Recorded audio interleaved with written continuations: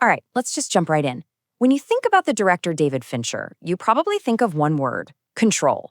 I mean, the guy is legendary for his meticulous, almost obsessive precision. We're talking dozens, sometimes hundreds of takes just to get a single scene perfect. His films don't just feel directed, they feel engineered. And really, all that control comes down to this one simple idea. For Fincher, the movie frame isn't just some window into a story. No way.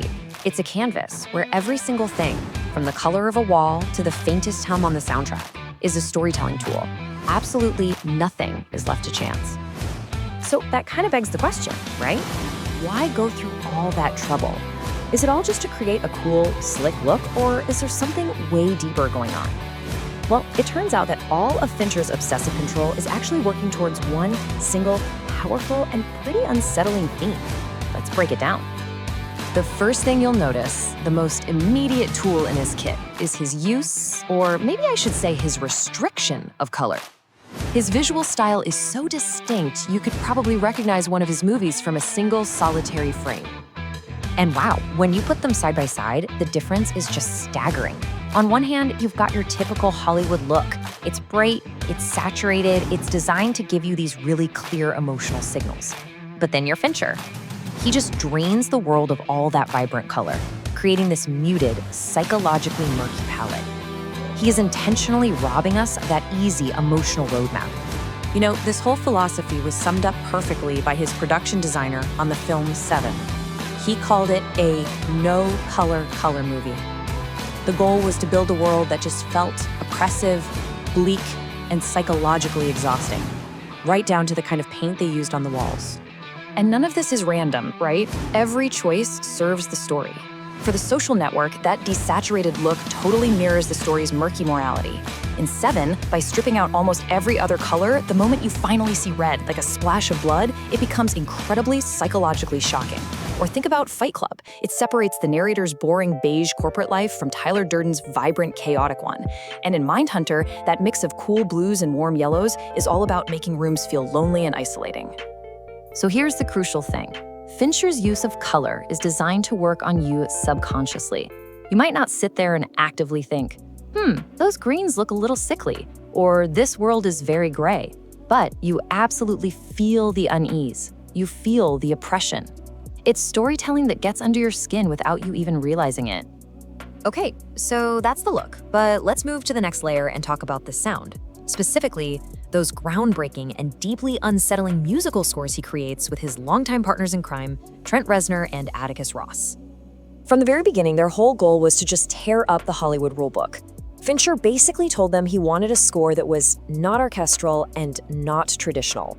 He didn't want big, soaring strings telling the audience how to feel. He wanted something that sounded like it could only have been born from that specific movie. And this approach creates this totally unique feeling for each film.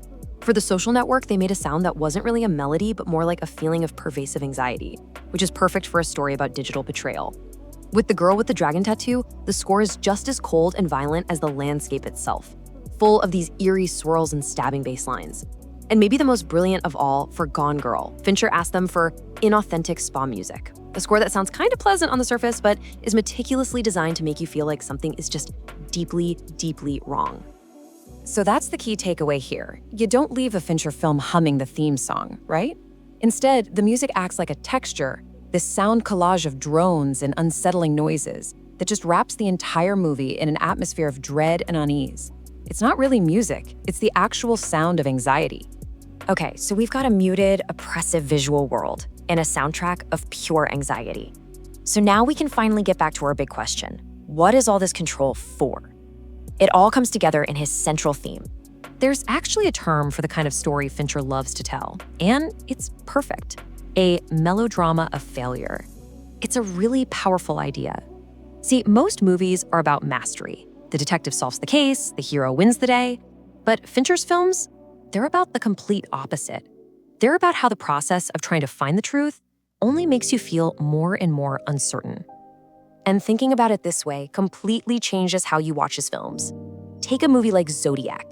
That movie isn't really about the Zodiac killer. It's a movie about journalism, about police work, about the painstaking, obsessive process of collecting evidence. And, crucially, it's about how that process completely fails to give anyone a clean, satisfying answer. And his films follow this very distinct pattern. You start to see it everywhere. A methodical investigation kicks off, and it seems to promise a clear resolution. But as more evidence pours in, the truth just gets murkier and muddier, not clearer.